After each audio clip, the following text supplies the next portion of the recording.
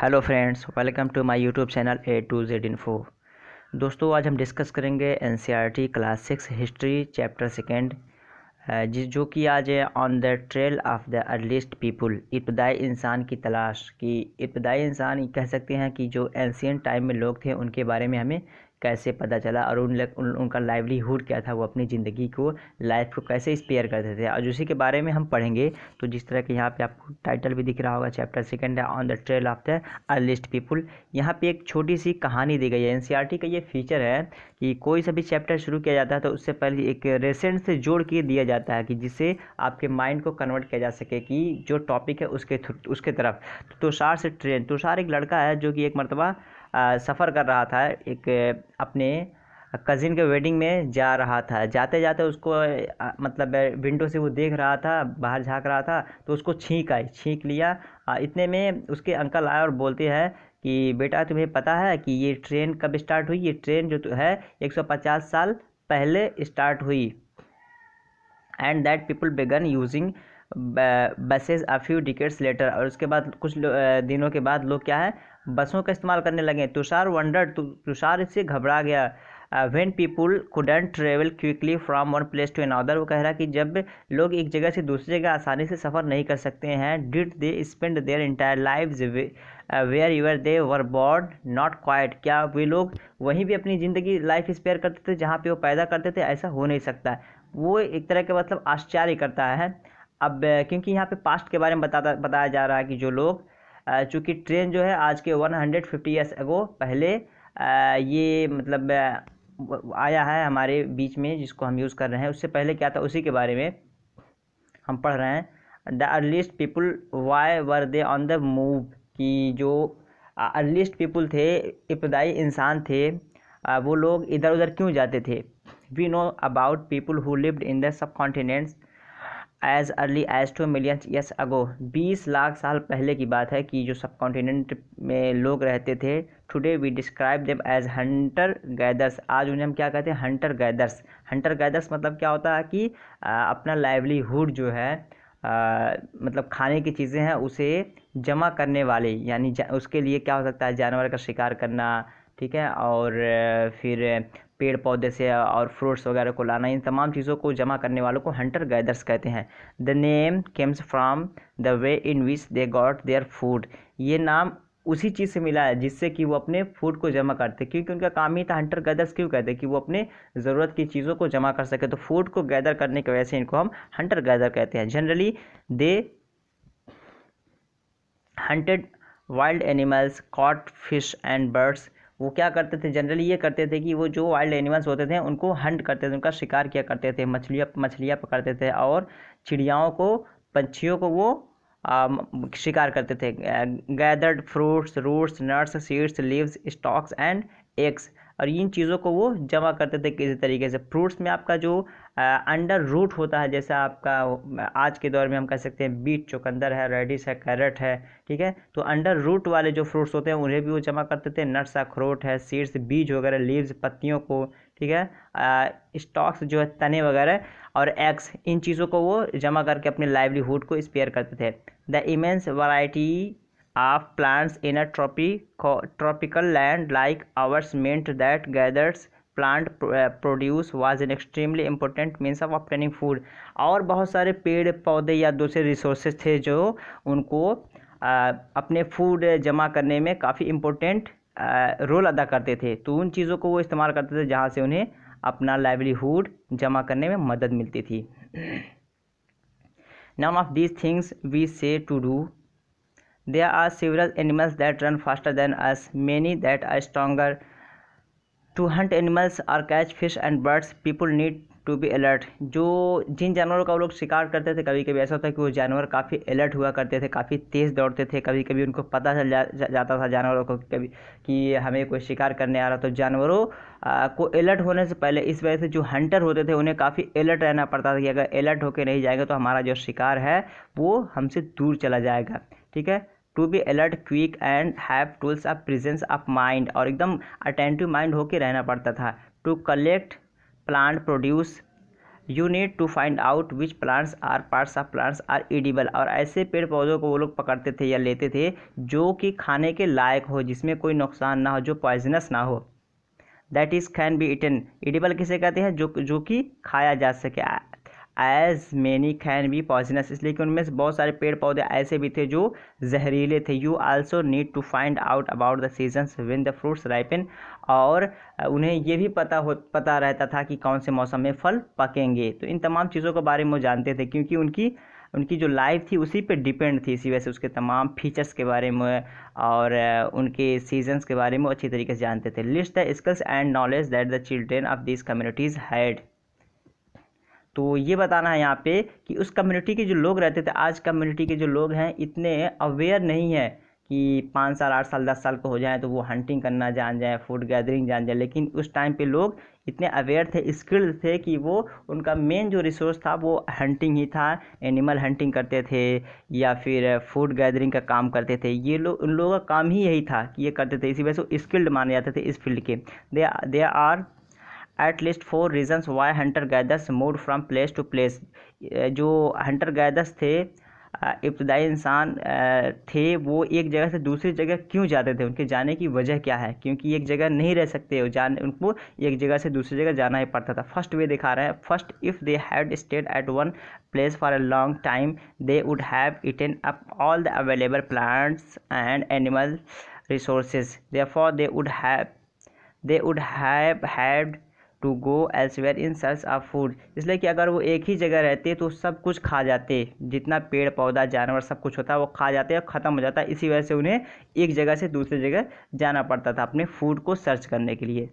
Second देखा जा रहा है यहाँ पे, animals move from place to place either in search of smaller prey और in the case of deer and wild cattle in search of grass and leaves, that is why those who hunted them had follow to their moments. और जानवर एक जगह से दूसरी जगह क्यों जाते थे, ताकि जो दरिंदे जानवर होते थे वो दूसरे जानवर, छोटे जानवरों का शिकार करते थे, तो वो दूसरे जानवरों को शिकार करने के लिए एक जगह से दूसरी जगह जाते थे ताकि वो शिकार कर सके, या फिर अपनी जान बचाने के लिए वो वहाँ से भाग जाते थे कि अगर हम यहाँ रहेंगे तो जो शिकारी लोग हैं वो हमारा पीछा करके हमें शिकार कर देंगे। तो अपनी जान बचाने के लिए भी वो एक जगह से दूसरी जगह चले जाते थे। थर्ड जो है,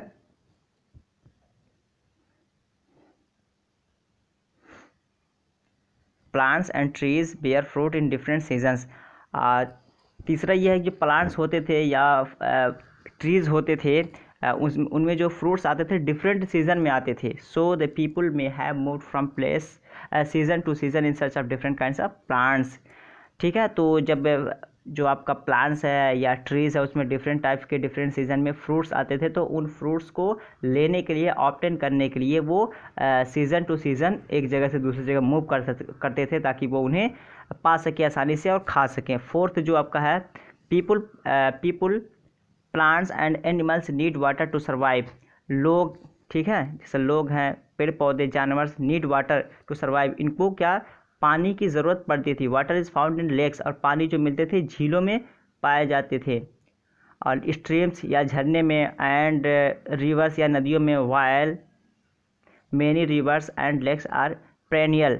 ठीक है, इसलिए कि कुछ रिवर्स या लेक्स ऐसे हैं जहाँ पे हमेशा, जिसको कहते हैं बारहमासी, जिसको with water through out the year, जहाँ पे पानी हमेशा हमेशा रहता था। अदर्स आर सीजनल, और कुछ ऐसे है मतलब लेक्स या रिवर्स जहाँ पे पानी सीजन में रहता था, उसके अलावा सूख जाता था। People living on their banks would have had to go in search of water during the dry season, winter and summer। जो लोग नदी के किनारे रहते थे, वो नदी सूख जाने के बाद वो लोग पानी के तलाश में एक जगह से दूसरे जगह जाते थे, स्पेशली विंटर में और समर में, ठंडी और गर्मी के मौसम में। Besides people may have travelled to meet their friends and relatives, remember they travelled on foot. तो इनके मूव करने का एक जगह से दूसरी जगह है, या तो वो अपने दोस्तों से मिलने के लिए फिर जाते थे, लेकिन एक बात और है कि ये लोग जाते किस चीज़ से थे, देर ट्रेवल्ड ऑन फूट। ये स्पेशल है, देर ट्रेवल्ड ऑन फूट। उनके पास कोई ऐसा रिसोर्स नहीं था कि जा सके, ट्रेवल का कोई सिस्टम नहीं था, फूट ही था। जो भी सफ़र करते थे पैदल ही सफ़र करते थे। ये 4 रीजन्स है। अगर पूछा जाए कि मतलब इब्तदाई इंसान अर्लीस्ट पीपुल जो एक जगह से दूसरी जगह मूव करते थे, कितने चांसेस थे मूव करने के, या कितने टाइप्स थे, तो 4 टाइप्स होते, वो 4 टाइप्स वही हैं जो अभी आपको मैंने बता दिया उनके होने की वजह। How do you come to school, कि आप स्कूल कैसे आते, how long would it take you to walk from your home to school, कि आप कितना समय लगता है आपको घर से स्कूल आने में, how long would it take you if you to का बस आर रोड बाइसिकल, की मतलब बताया जा रहा है कि अगर आप एक जगह से दूसरी जगह जाते हैं तो कितना समय लगता है, क्योंकि ये 4 टाइप्स जो बताए गए वो लोग पैदल जाते थे। सपोज दैट आपको 10 किलोमीटर चलना है और आपको किसी रिसोर्स के थ्रू जाना है तो आपको कम टाइम लगेगा, इवन कि आप वो ऑन फुट जाएँ, तो ऑन फुट जाएंगे जाहिर सी बात आपको टाइम लगेगा, तो इसी वजह से वो लोग ऑन फुट जाते थे तो उनको ज़्यादा समय लगता है। और आज हमारे पास रिसोर्सेज है, साइकिल है, बाइसिकल है, 4 व्हीलर है, 2 व्हीलर है, एक्सेट्रा। इन रिसोर्सेज से हम जाएंगे तो जाहिर सी बात कम समय लगेगा। तो उस टाइम पे उनके लिए कुछ ना होने की वजह से वो ऑन फुट जर्नी किया करते थे। How do we know about this people, कि हम इन लोगों के बारे में कैसे जानते हैं। जैसे फर्स्ट चैप्टर में मैंने बताया था आर्कियोलॉजिस्ट जो होते हैं वो क्या करते हैं, आर्कियोलॉजिस्ट जो होते हैं वो पुरानी चीज़ों का अध्ययन करते हैं, अध्ययन करने के बाद ये बताते हैं, यानी जो कुछ जगह है वो आर्कियोलॉजिस्ट क्या करते हैं, जो साइट्स होती हैं उन साइट्स की खुदाई करते हैं, खुदाई करने के बाद वहाँ से चीज़ों को निकालते हैं और उनके एज के बारे में पता करते हैं। तो पता चल जाता है, जिस तरह कि एक पॉट को हम देखे थे, एक घड़ा था, उसको देखने के बाद पता चल रहा था कि उस टाइम के लोग घड़े का भी इस्तेमाल करते थे, तो वो काफ़ी डेवलप्ड माने जाते थे कि घड़े का इस्तेमाल करना काफ़ी एक तरह का डेवलप्ड माना जाता है। फर्स्ट चैप्टर अगर आप नहीं देखें तो प्लीज़ फर्स्ट चैप्टर को ज़रूर देखें, मैं सीरियल वाइज करा रहा हूँ, यहाँ से आपके बहुत सारे एग्ज़ाम्स के क्वेश्चंस क्लियर हो जाएंगे। स्पेशली सीटेट जो कर रहे हैं उनका तो यहीं से क्वेश्चन आएगा। अगर आप एसएसटी के परीक्षार्थी हैं, इसलिए कि एनसीईआरटी का लाइन बाय लाइन पढ़ना काफ़ी इंपॉर्टेंट होता है। लाइन बाय लाइन अगर आप पढ़ ले रहे हो तो आपको कोई दूसरी किताब पढ़ने की ज़रूरत ही नहीं है सीटेट में। हाँ, आपको एसएसटी के लिए, ठीक है। तो ये 47 साल पहले लोग पॉट का इस्तेमाल करते थे, तो काफ़ी डेवलप माना जाता था, ठीक है। तो archaeologist have found some of the things hunter gatherers made and used, तो बहुत सारी चीज़ पाते हैं वो लोग कि हंटर गैदर्स जो थे वो उसको बनाते थे और उसको फिर इस्तेमाल करते थे। जैसा कि अभी आगे हम पढ़ेंगे स्टोन से tool banana, it is likely that people made and use tools of stone, जिस तरह की यहाँ बताया जा रहा है कि लोग स्टोन का जो टूल्स बनाते थे, औजार बनाते थे, पत्थर का वुड, ठीक है, ये लकड़ियों का भी बनाते थे, पत्थर का बनाते थे, एंड बोन और हड्डियों से भी औजार बनाते थे। Office stone tools have survive best, जिसमें सबसे ज़्यादा जो सस्टेन है वो हमारा टूल्स जो माना जाता है वो स्टोन का माना जाता है, ठीक है। तो चूँकि स्ट्रांग होता है, बोन है वो आपका टूटने का चांसेस ज़्यादा है, वुड है ये आपका सड़ने का ज़्यादा चांस रहता है इसमें, ठीक है। तो ये जो सस्टेन टूल माना जाता है ये हमारा स्टोन टूल माना जाता है। तो ये लोग इन चीज़ों को बना करके अपने काम में इस्तेमाल करते थे। तो ये हमें पता कैसे चला, ये हमें पता चला उन लोगों से जो आर्कियोलॉजिस्ट है, इसकी डिस्कवरी करने के बाद ये इन्फॉर्मेशन हम तक पहुँचाई उन लोगों ने। ये आप जो देख रहे हैं ABCDE, तो ये आपका सबसे पहले, ठीक है, आप देखेंगे यहाँ पे स्टोन टूल्स नंबर एक इसके बारे में बताया जा रहा है। These are example of the earliest stone tools, तो सबसे पहले कह सकते हैं कि पालियोलिथिक पीरियड में, जो कि आपका 20 लाख से 12,000 साल का पीरियड बताया जाता है। अभी आगे इसको भी हम पढ़ेंगे। तो इस टाइम पे लोग इस तरह के बड़े बड़े पत्थर को इस्तेमाल करते थे औजार के लिए। फिर उसके बाद थोड़ा सा डेवलप ज़माना आया, तो बी में these were made several thousand years later, फिर उसके बाद ये कुछ सालों के बाद छोटा बनाया गया, इसलिए कि बड़े से काम उतने अच्छे से हम नहीं कर सकते जितना कि छोटे से जितना अच्छा हम काम कर सकते। तो थोड़ा सा डेवलप ज़माना आया, तो हम कह सकते हैं कि ये पालियोलिथिक के बाद मेसोलिथिक का जो पीरियड है उसमें इसको थोड़ा सा डेवलप कर दिया गया। और फिर ई का देखते हैं, सी देखते हैं, सी मीन्स ए वाला, तो ये भी ज़्यादा डिफरेंस नहीं है। These were made later still, इसके बाद यानी बी के बाद सी कैटेगरी में जो टूल्स है इसको बनाया गया। तो जैसे जैसे ज़माना डेवलप होता गया उस तरह के आइडियाज़ उनको आते गए और वो शार्प टूल्स बनाते चले गए ताकि उनको काम करने में आसानी हो। डी में दिया जा रहा है these were made about 10,000 years ago, तो ये 10,000 साल पहले बनाया गया था ये वाला, सॉरी हाँ ये वाला 10,000 साल पहले बनाया गया था। और ये देखते हैं दीज आर नेचुरल पेबल्स, तो इसमें ये जो आपका है नेचुरल पेबल्स मानते से, ठीक है, नेचुरल पेबल्स एक तरह का ये पत्थर ऐसे ही है, इसको फिर जैसी ज़रूरत पड़ती थी इसको हम काट के बनाते थे। तो ये कुछ पिक्चर्स हैं जो आर्कियोलॉजिस्ट ने हम तक पहुंचाया है कि पालियोलिथिक पीरियड में वो लोग कैसे टूल्स बनाते थे, मेसोलिथिक में कैसे बनाते थे, फिर अर्लीस्ट में कैसे बनाते थे, या फिर उसके बाद का जो पीरियड है। तो यहाँ पे 4-5 पिक्चर्स हमको step by step period wise दिखाया गया है कि वो आहिस्ता आहिस्ता जब डेवलप्ड होते चले गए तो वो अपने कामों में भी इम्प्रूवमेंट लाते चले गए।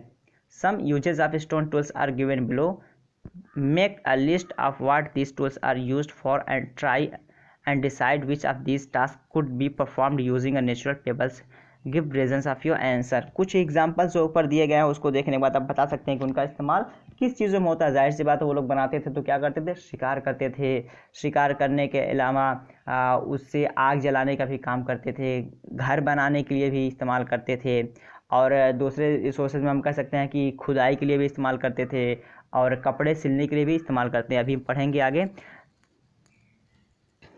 सम of these stone tools were use to cut meat and bone, तो इनमें से कुछ जो टूल होते थे वो क्या करते थे, मीट काटने के लिए या बोन हड्डियों को काटने के लिए, स्क्रैप बार्क या फिर कह सकते हैं कि छिलका छीलने के लिए, पेड़ से जो छिलका होता है उसको छीलने के लिए, एंड हाइड्स एनिमल्स स्किन्स या जानवरों के जो चमड़ियाँ होती थी उन्हें छीलने के लिए, चमड़ा छीलने के लिए, चॉप फ्रूट्स एंड रूट्स, और जो फ्रूट्स या रूट्स होते थे उन्हें काटने के लिए। Some may have been attached to handles of bone और wood to make spears and arrows of hunting, उनमें से कुछ ऐसे होते थे, कुछ हड्डियाँ या लकड़ियाँ टू मेक स्पेयर्स, भाला बनाने के लिए इस्तेमाल करते थे, या कुछ तीर नुमा, ठीक है, जो तीर नुमा इस तरह का बना के इस्तेमाल करते थे ताकि इसके थ्रू वो लोग शिकार कर सके।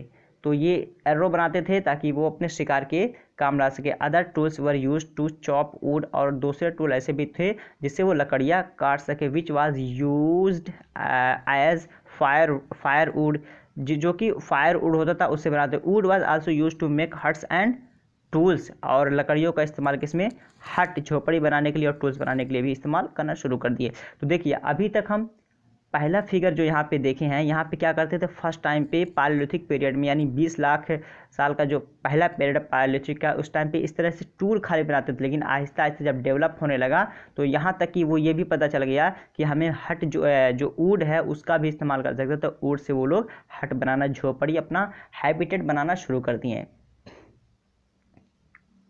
ये आपके टूल का इस्तेमाल यहाँ पे दिखाया गया, टूल का इस्तेमाल कैसे करते थे। Stone tools may also have been used for, left side देखेंगे यहाँ पे ये वाला पिक्चर, तो इसमें कहा जा रहा है लेफ्ट जो है digging the ground to collect edible roots, ये लोग ज़मीन की खुदाई कर रहे हैं ताकि वहाँ से कुछ खाने वाली चीज़ें निकाल सकें। और राइट में ये वाला बताया जा रहा है stitching clothes made out of animal skin, तो ये जानवरों का जो चमड़ा होता था उसकी सिलाई करके वो लोग कपड़े बना रहे हैं। तो ये किससे हो रहा है, यहाँ भी पत्थर का इस्तेमाल और यहाँ भी पत्थर का इस्तेमाल है। तो प्राचीन काल में लोग पत्थर का इस्तेमाल डिफरेंट वे से करते थे, लेकिन आहिस्ता आहिस्ता जैसे डेवलप होता गया तो पत्थर को भी वो लोग शार्प बनाते चले गए, नोकीला बनाते चले गए, और उसको डिफरेंट वे से इस्तेमाल करते चले गए। प्लीज़ अगर पहली बार चैनल पर आए हैं तो चैनल को ज़रूर सब्सक्राइब कर लीजिए, वीडियो अच्छी लगी हो तो लाइक कर दीजिए, दोस्तों को शेयर कर दीजिए। जो कोई भी सीटेट की तैयारी कर रहा है या फिर एनसीईआरटी की तैयारी कर रहे हैं या किसी भी हायर एग्ज़ाम की तैयारी कर रहे हैं जहां से कि एनसीईआरटी से रिलेटेड क्वेश्चंस पूछे जाते हैं, तो यहाँ से आपके पूरे समरीज क्लियर हो जाएंगे। अगर देख ले रहे हैं तो आपको चैप्टर में कुछ नहीं बचेगा देखने के लिए। तो प्लीज़ चैनल को फॉलो कीजिए ताकि अपडेटेशन आपको मिलता रहे। Choosing a place to live in, choosing a place to live in में देखते हैं मैप के थ्रू आप जाएंगे तो वहाँ पे आपको साफ साफ दिख जाएगा। मैप में आपको नीचे इसके है, मैप 2 है, लेकिन थोड़ा सा पढ़ लेते हैं उसके बाद मैप को भी समझ लेंगे। मैप समझना काफ़ी इंपॉर्टेंट होता है और मैप से क्वेश्चन बनाता है डायरेक्शन के अकॉर्डिंग, काफ़ी क्वेश्चन बनते हैं। लुक एट मैप 2 बेलो, नीचे मैप दिया गया है। All the places marked with red triangles are sites from which the archaeologists have found evidence hunter gatherers। बहुत सारे मतलब नीचे आपके साइट्स हैं, उसमें से जो आपका रेड ट्रायंगल है, ठीक है, रेड ट्रायंगल एक साइट है जहाँ पे आर्कियोलॉजिस्ट ने ये पाया कि वहाँ पे हंटर गैदर्स रहते थे। Hunter gathers lived in many more places.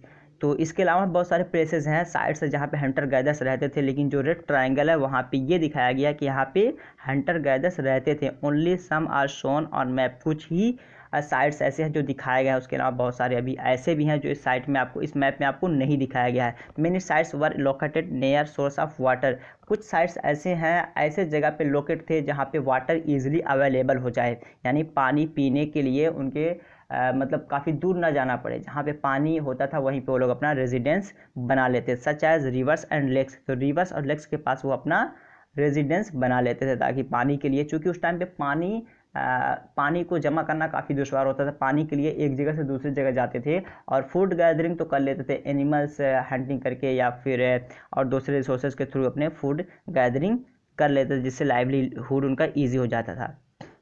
अब यहाँ पे रेड ट्रायंगल बताया गया था। रेड ट्रायंगल को अगर आप देखिएगा, यहाँ पे ये आपका रेड ट्रायंगल है। रेड ट्रायंगल जहाँ जहाँ भी होगा तो वहाँ पे बताया जा रहा था कि हंटर गैदर्स रहते थे। यहाँ भीमबेटका आपका हो जाएगा, हंसगी हो जाएगा, कुरनोल केव हो जाएगा, ये कुछ हो गया आपका थ्री आसपास से। अगर आपके पास मैप है तो आप मैप से मिला सकते हैं। तो ये आपका ट्रायंगल है, पालियोलिथिक साइट है, ठीक है, यहाँ पे दिया जाए पालियोलिथिक साइट। और सबसे बड़ा पीरियड जो माना जाता है वो पालियोलिथिक साइट ही माना जाता है, जिसका की डेट बताया गया 20,000 साल से लेके 20 लाख साल से लेके 12,000 साल तक माना जाता है। तो ये पालियोलिथिक साइट है। नियोलिथिक साइट आपका ये स्क्वायर है, जिस तरह की यहाँ पे पय्यमपल्ली है, हल्लौर है, और फिर दो साइट फिर यहाँ पे दाउजली हेडिंग है, चिरांद है, बुरजा होम है, मेहरगढ़ है, ठीक है, कोल्डिहवा है, महागढ़ा है। तो ये सारे साइट्स हैं जो कि आपके नियोलिथिक साइट के माने। मेगालिथिक साइट जो आपका सर्कल में है, आदि चमलूर है, फिर उसके बाद आपका ब्रह्मागिरी है। तो ये दो ही साइट यहाँ पे दिए गए हैं। अर्ली विलेज में आपका हो जाएगा इनाम गांव है। अर्ली विलेज में आपका इनाम गांव आ जाएगा एक। यहाँ पे एक ही दिया गया है। मॉडर्न सिटीज़ में आपकी दो आ जाएंगे, कोलकाता और मुंबई, स्टार जो लगा, ठीक है। मॉडर्न सिटी में आपके दो आ जाएंगे। तो अर्ली पालियोलिथिक में आपका जो बताया गया भीमबेटका आपका है, हंसगी है, कुरनोल केव है, ये आपके पालियोलिथिक साइट्स हैं। और रेड ट्रायंगल है जहाँ पे हंटर गैदर्स रहते थे।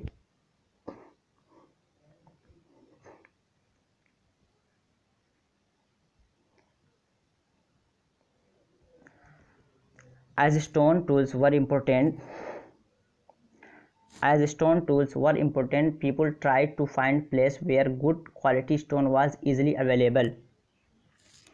क्योंकि उस टाइम पे स्टोन टूल काफ़ी इम्पोर्टेंट माना जाता है सबसे, चूँकि जो भी काम होता था या फैक्ट्री होती थी या उन लोगों का जो काम करने की जगह होते थे, वहाँ पे स्टोन ही पे काम करते थे। जहाँ पे अच्छा स्टोन माना जाता था वो प्लेस उन लोगों के लिए अच्छी जगह मानी जाती थी। और ऐसे ही जगह की तलाश में वो लोग रहते थे हमेशा कि ऐसी जगह मिल जाए। Place where stone was found and where people made tools are known as factory stone, ठीक है।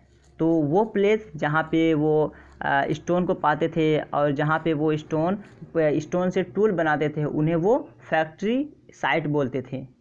क्योंकि फैक्ट्री आज के दौर में जो फैक्ट्री है, उस टाइम पे ये फैक्ट्री नहीं थी। फैक्ट्री कहते हैं जहाँ पे कुछ काम किया जाए। तो वो लोग क्या काम करते थे, जो भी उनके पास होता था वो स्टोन का टूल ही हुआ करता था। डिफरेंट वे से टूल बनाते थे, फिर उससे शिकार करते थे। यही उनका मेन पर्पस होता था उस टाइम पे, यही वही लोग करते थे। How do we know where these factories were, मतलब हमें कैसे पता कि वो फैक्ट्रीज कैसी थी। Usually we find blocks of stone tools that were made and perhaps discarded because they were not perfect, and chips of waste stone left behind at these sites।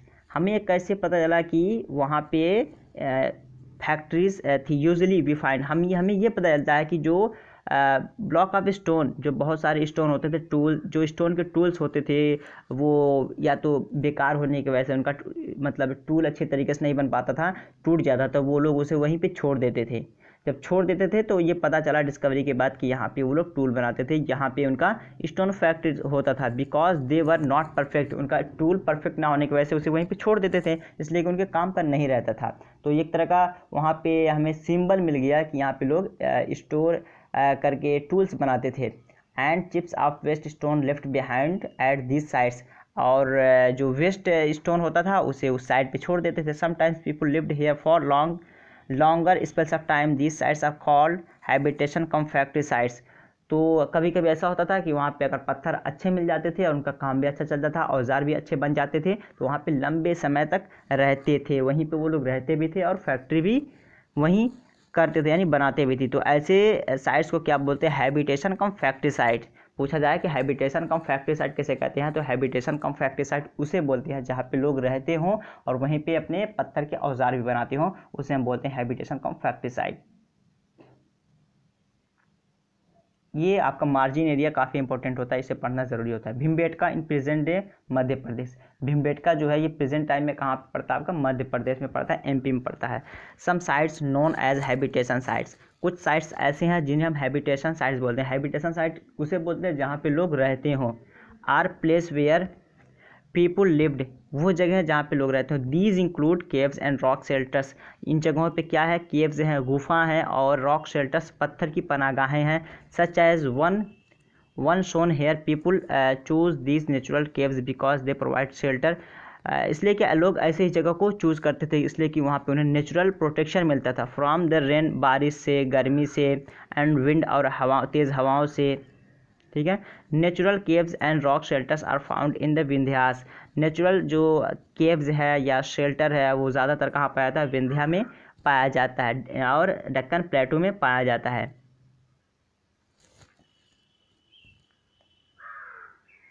These rock shelters are close to the Narmada valley, ये rock shelters जो है Narmada valley से करीब में है। Can you think of why people chose to live here, क्या आप ये इमेजिन कर सकते हैं कि लोग यहाँ पे क्यों मतलब रहते थे? तो जाहिर सी बात है उस टाइम पे उनके पास तो इतना डेवलप्ड घर तो थे नहीं या फिर कोई शेल्टर था नहीं कि वहाँ पे रह सके। तो ये बारिश से बचने के लिए, बारिश जब होती है तो इंसान कहीं छुपना चाहता है, तेज़ हवा चलती है तो इंसान छुपना चाहता है, धूप निकलती है तो इंसान छुपना चाहता है। आज का भी यही नेचर है कि इंसान ऐसा ही करना चाहता था। इन्हीं तमाम कामों के लिए वो लोग भी ऐसा ही करते थे। बारिश होती थी, धूप निकलती थी, हवा चलती थी, तो इन चीज़ों से बचने के लिए वो लोग शेल्टर को अपना मतलब जाए पनाह बनाते थे, अपने प्रोटेक्शन की जगह बनाते थे।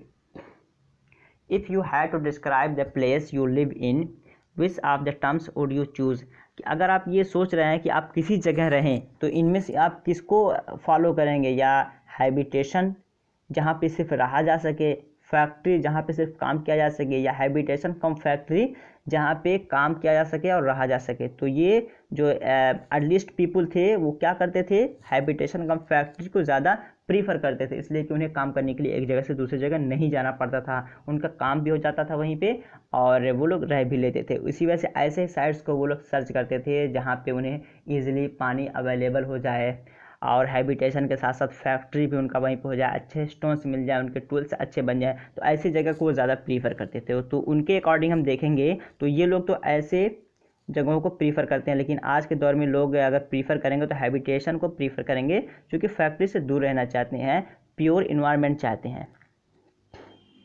तो ये तरह कह सकते हैं कि ये शेल्टर है, रॉक शेल्टर है, जहाँ पे लोग अपने रहने के लिए इस्तेमाल करते थे इसको। किसके लिए? धूप से बचने के लिए। बीच में आपको दिख रहा होगा थोड़ा थोड़ा स्पेस जहाँ पे कि खड़ा होया जा सकता है या रहा जा सकता है। तो रेन से बचने के लिए, सनी से बचने के लिए या फिर विंड से बचने के लिए लोग इन्हें अपना शेल्टर समझते थे।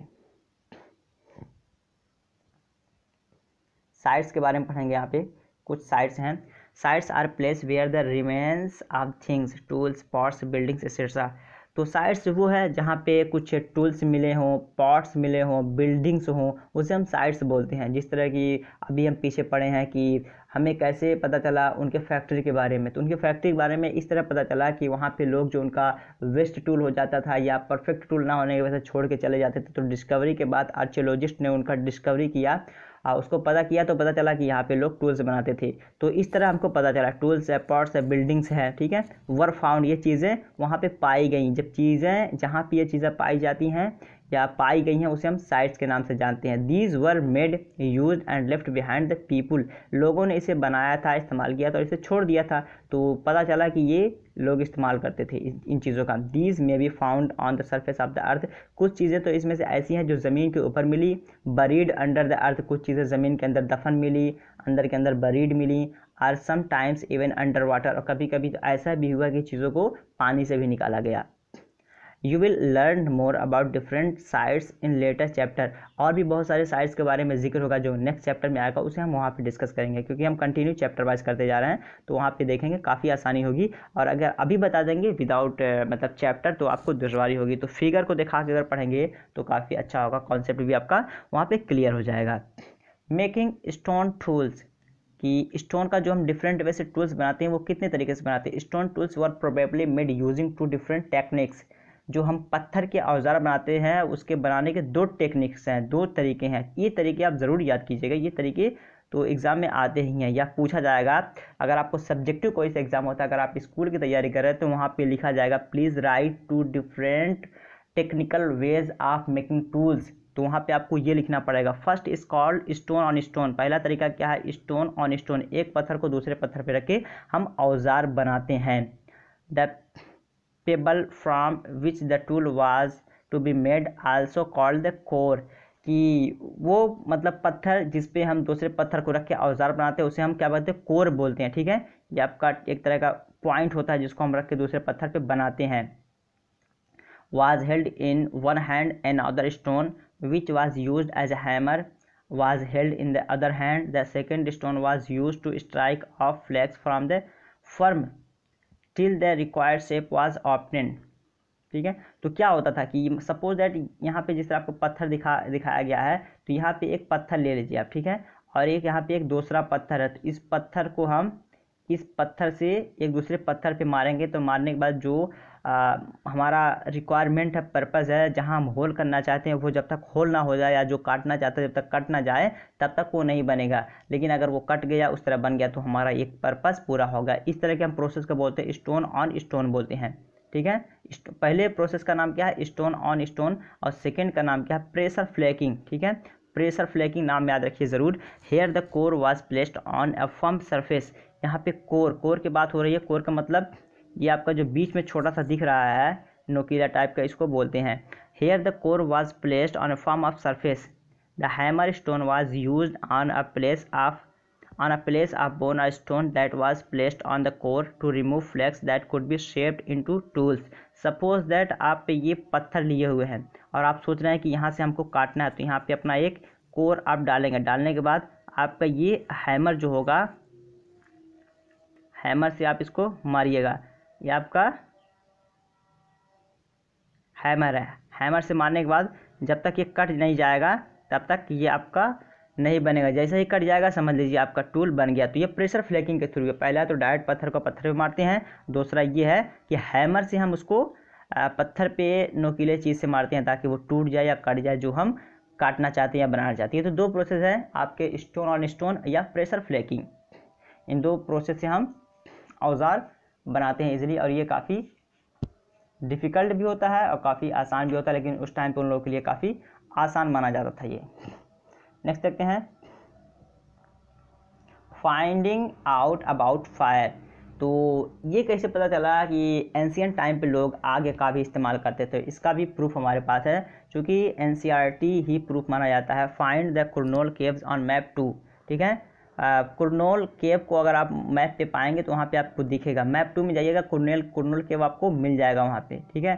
Traces of ash have been found here. तो राख के जो राख होते हैं, राख ट्रेसेस ऑफ ऐश, हमारा जो आग जलाने के बाद जो राख बचता है उसको बोलते हैं राख के बाक़ियात। तो राख की जो बचा हुआ राख हुआ था वहाँ पे, this suggest that people were familiar with the use of fire. इससे ये पता चलता है कि लोग आग के बारे में भी अवेयर थे, आग के बारे में लोग जानते थे, उसका इस्तेमाल करते थे।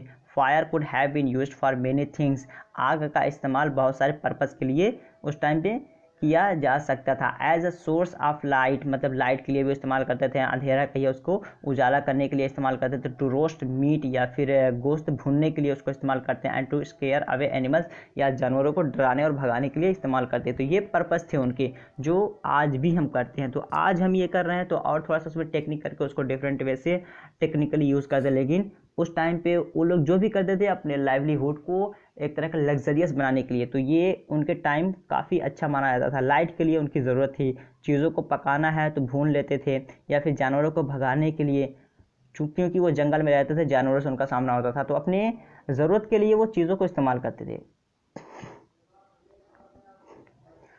अ चेंजिंग इन्वायरमेंट, जो इन्वायरमेंट में चेंजिंग आई उसके हवाले से around 12,000 years ago there were major changes in climate of the world। 12,000 साल पहले की बात है कि क्लाइमेट में एक बहुत ज़्यादा चेंजिंग आई। With a shift to relatively warm condition, यानी मतलब वार्म कंडीशन जो है इन्वायरमेंट में, जो वार्म कंडीशन है, गर्मी उसमें ज़्यादा हो गई। इन मेनी एरियाज़, बहुत सारे एरियाज़ में, this led to the development of grassland. बहुत सारे एरियाज़ में गर्मी की वजह से वहाँ पे घास उगना शुरू हो गए, चरागाहें बनने लगी वो जगहें। दिस इज़ इन टर्न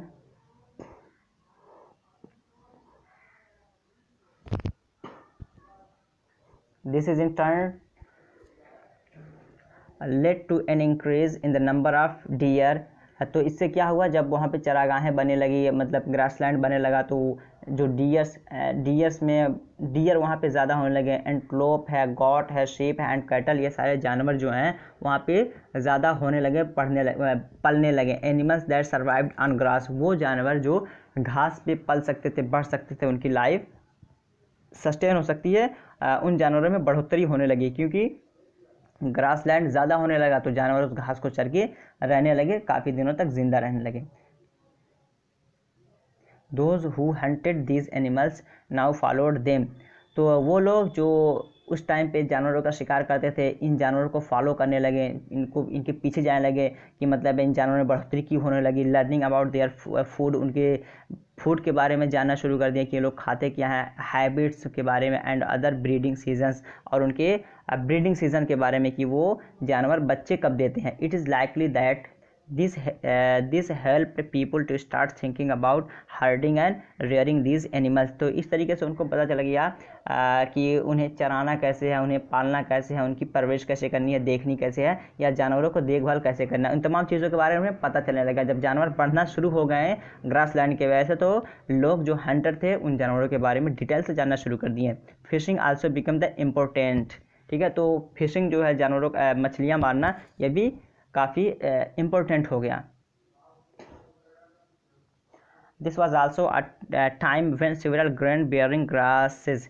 अब इस टाइम पे बहुत सारे ऐसे ग्रेन थे, अनाज थे जिसमें घास पाए जाते थे, इंक्लूडिंग व्हीट, जैसे व्हीट है, गेहूं है, ठीक है, तो इसके भी पौधे को लोग घास के तौर पे इस्तेमाल करते हैं। बार्ली, जौ है, इसके भी पौधे को, राइस, चावल को, grow naturally in different parts of the सब continent.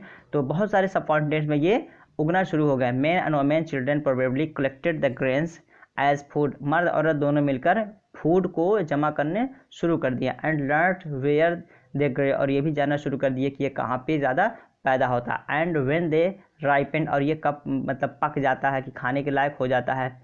This may have led them to think about growing plants on their own. तो उसके बाद ये लोग सोचने लगे कि इसकी खेती हम क्यों ना करें। पहले तो ये करते थे कि जहाँ कहीं भी गेहूं है, जौ है, या फिर चावल है होता था, तो वहाँ से ये लोग कलेक्ट करते थे। लेकिन फिर सोचने लगे कहीं क्यों ऐसा ना करें हम, कि हम लोग खुद ही इसकी खेती करना शुरू कर दें, और हम खुद ही इसकी पैदावार करना शुरू कर दें। तो ये आइडिया भी उनके दिमाग में आ गया कि हम इसकी खुद खेती करके उगा सकते हैं। तो एक तरह का कह सकते हैं कि ये भी डेवलपमेंट का ज़माना आहिस्ता आहिस्ता आने लगा उनके बीच में। Names and dates. अब ये कुछ डेट्स हैं जिसको हम जिससे बोलते हैं ना, पालियोलिथिक है, मेसोलिथिक है, नियोलिथिक है। तो ये कुछ डेट्स हैं जो काफ़ी इंपॉर्टेंट होते हैं, पूछे जाते हैं एंशियंट टाइम के हवाले से। Archaeologists have given lengthy names of the time that we are studying, they call the earliest period of Palaeolithic. Earliest period जो है, जैसे कि हम पढ़े हैं अभी चैप्टर में, वो कि मतलब इब्तदाई इंसान की तलाश के हवाले से, तो उसे बोलते हैं अर्लीस्ट पीरियड, और उसको हम कहते हैं एक वर्ड में पालियोलिथिक।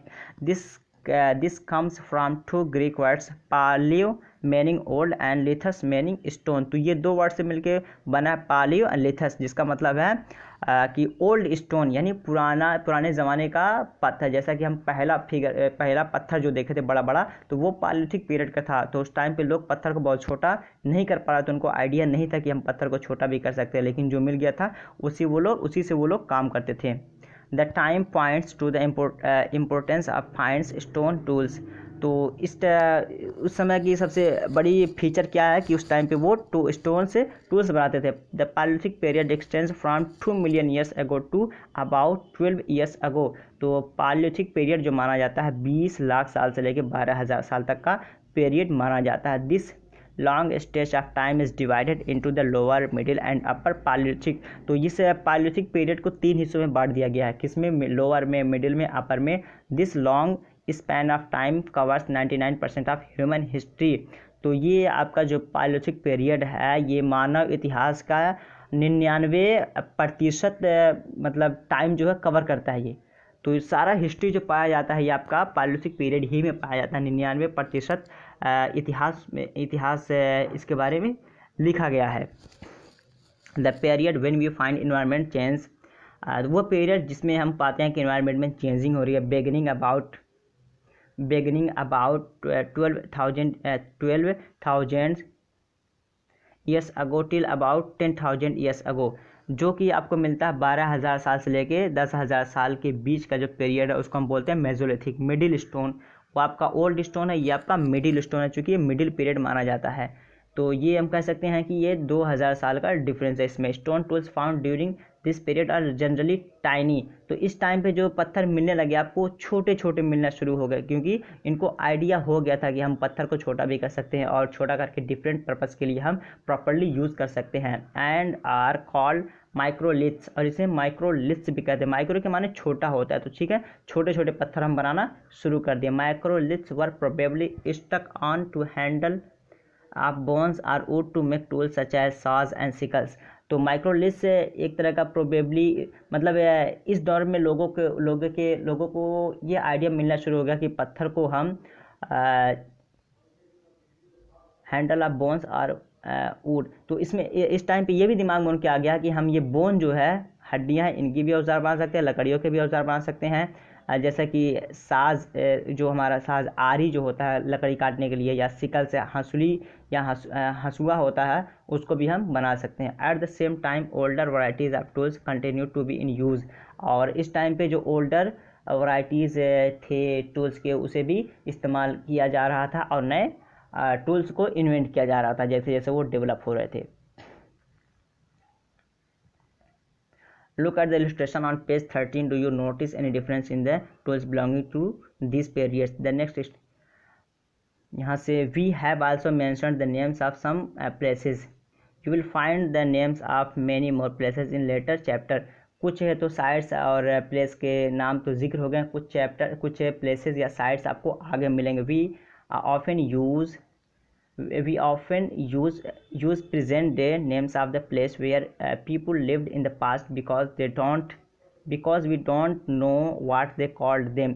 कुछ ऐसे भी नाम हैं जिन्हें आज हम किसी नाम से याद करते हैं, लेकिन हमको पता नहीं कि वो पास्ट टाइम में उनके क्या नाम थे। उनके नाम ना मालूम होने की वजह से हम उनके नाम नहीं बता पाते हैं।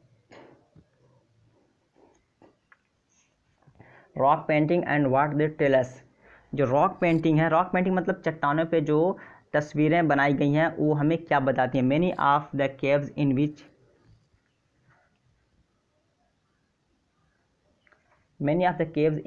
these early people lived have painting on the walls. Some of the best example are from Madhya Pradesh and southern Uttar प्रदेश।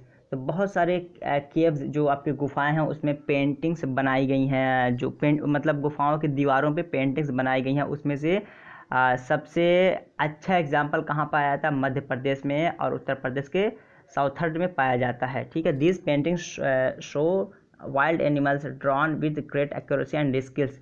इन तस्वीरों से ये दिखाया गया है कि उसमें जानवरों की तस्वीरें बनाई गई हैं और अच्छे स्किल से बनाई। इस तरह यहाँ पे दिख रहा होगा आपको, ये एक जानवर है आगे भाग रहा है और एक पीछे से कोई शख्स है तो उसको मतलब पकड़ रहा है। तो ये दिखा इसलिए कि उस टाइम पे ये चल रहा था, एनिमल हंटिंग चल रहा था, तो एनिमल भागता था और लोग उसके शिकार के लिए दौड़ते थे। तो एक तरह का सिचुएशन को ये लोग डिस्प्ले करते थे दिखा के।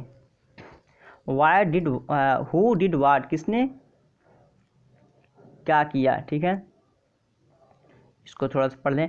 We have seen that the earliest people hunted gathered plant produce made stone tools and painted on cave walls. ठीक है, वी हैव सीन, हमको ये पता हो गया कि अर्लीस्ट पीपल जो थे वो क्या करते थे? शिकार करते थे। गैदर्ड प्लांट प्रोड्यूस, जो पेड़ या पौधे से जो तैयार होता था उससे हम फूड जमा करते थे। मेड स्टोन, और पत्थर के टूल बनाते थे। And painted on cave walls, और जो गुफाएं होती थी उनके दीवारों पे हम कुछ ना कुछ पेंटिंग करते थे। Is there any way of finding out whether women hunted or men stone tools, whether women painted or men gather fruits and nuts. तो इसमें ये कहा जा रहा है क्या किसी को ये पता है कि उस टाइम पे जो पेंटिंग होती थी वो मर्द बनाते थे या औरत, या जो फूड गैदरिंग का काम होता था वो मर्द करते थे या औरत? ये सवाल है। At present we don't really know, मतलब हमें पता नहीं, क्लियरली हम ये नहीं कह सकते कि कौन ये काम करते थे। However there are at least 2 possibilities, लेकिन यहाँ पे 2 पॉसिबिलिटीज़ है उन कामों के करने की। क्या कि कौन हंटिंग करता था या कौन फूड जमा करता था, क्या दोनों मेल फीमेल दोनों करते थे या कोई एक करते थे? It is likely that both men and women may have done many of these things together. ये मतलब हम ये कह सकते हैं कि ये काम दोनों करते थे, मेल और फीमेल दोनों मिलकर करते थे। It is also possible that some task were done only by women and others only by men. लेकिन ये भी मुमकिन है कि कुछ काम जो है स्पेशली मेल करते थे, कुछ फीमेल। तो and again there could have been different practice in different parts of the subcontinent, और दूसरे सब कॉन्टिनेंट पार्ट्स में भी कुछ स्पेशल काम मर्द करते थे, कुछ औरत। तो मेल फीमेल को कहीं कहीं डिवाइड कर दिया, कहीं कहीं जनरली मान लिया गया। ऑस्ट्रिच इन इंडिया, ये डायरेक्ट क्वेश्चन यहाँ से बन जाता है, इसलिए जो ये एक तरह जो ब्रैकेट में दिया जाए ये काफ़ी इंपॉर्टेंट होता है।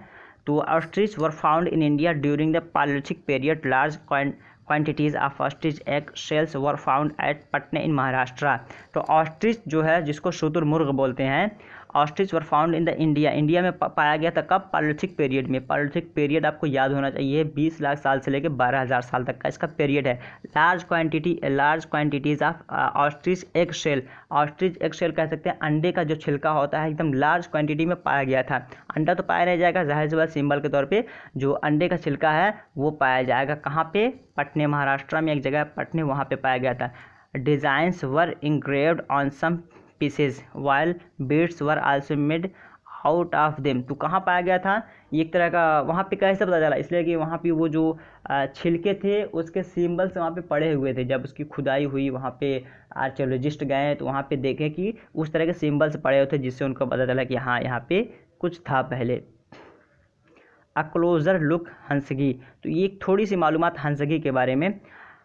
हाँ, आपको मैप पे मिल जाएगा, मैं दिखाया हूँ। आप अगर जाएंगे या आपके पास बुक है तो ज़रूर आप उसको देख सकते हैं। पेज को टर्न करके वीडियो को थोड़ा सा रोक के हम देखते हैं। A number of early palaeolithic sites were found here.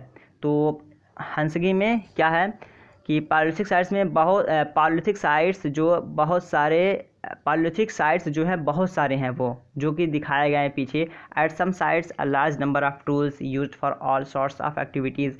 बहुत सारे साइट्स ऐसे हैं जहाँ पे डिफरेंट तरह के टूल्स डिफरेंट एक्टिविटीज़ के लिए इस्तेमाल किए जाते थे। These were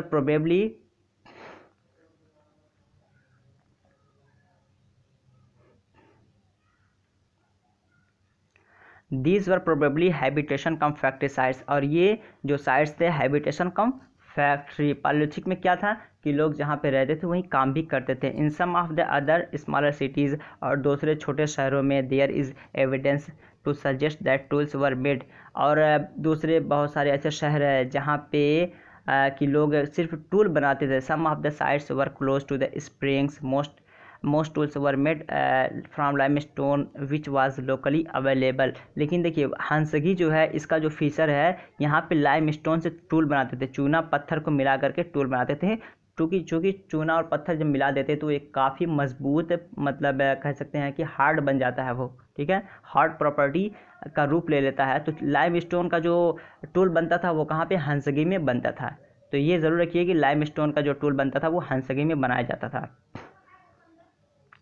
find France in your Atlas. अगर आपके पास एटलस मैप है तो वहाँ देखिए फाइंड का जो फ्रांस है उसका लोकेशन कहाँ है। The painting below is from A cave in France. तो ये जो पेंटिंग नीचे दिखाया गया यहाँ पे ये फ्रांस के एक केव का है, एक गुफे का ये तस्वीर है। इसमें क्या है इसको हम देखते हैं। एक बच्चों का यहाँ पे डिस्कवरी है। This site was discovered by 4 school children more than 100 years ago. मतलब कई सौ साल पहले इसको स्कूल के 4 बच्चों ने बनाया था। Painting like this were made between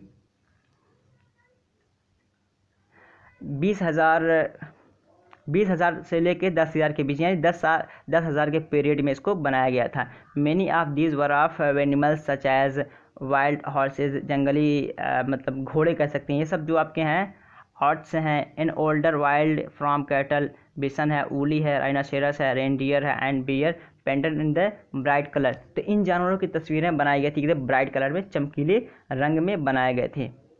क्यों बनाया गया था? These colours were made from minerals like ओकरे, एक तरह का गेरू होता है, ठीक है,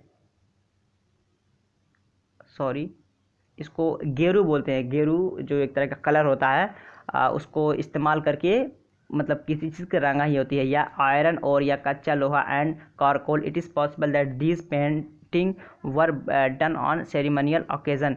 ये कहा जा सकता है कि ये जो तस्वीर लोग बनाते थे कोई किसी खास मौके पे, किसी सेरेमनी या कह सकते हैं किसी फेस्टिवल के टाइम पे लोग बना के उसको मनाते थे, या perhaps they were made for special rituals, या किसी कोई रस्म उनके यहाँ थी कि जिसको ये लोग बनाते थे उस रस्म के टाइम पे। Performed by hunters before they went in search of prey, या फिर वो जानवरों को शिकार करने जाने से पहले इसको बना के परफॉर्म करके तब वो लोग जानवरों के शिकार के लिए जाते थे। तो ये कुछ उनके रिसोर्सेज हैं, कुछ आइडियाज़ हैं जो अभी तक हम पढ़े हैं। और ये हमारा आज सेकंड चैप्टर कंप्लीट हो गया। और अगर वीडियो अच्छा लगा हो और सोच रहा है कि कंटिन्यू चैप्टर्स आपको मिले तो चैनल को ज़रूर सब्सक्राइब कीजिए, वीडियो को लाइक कीजिए, दोस्तों को शेयर कीजिए, कमेंट करके ज़रूर बताइए। जो चलिए फिर मिलते हैं नेक्स्ट वीडियो में, तब तक के लिए have a nice day, have a good day, that's all, thank you, bye.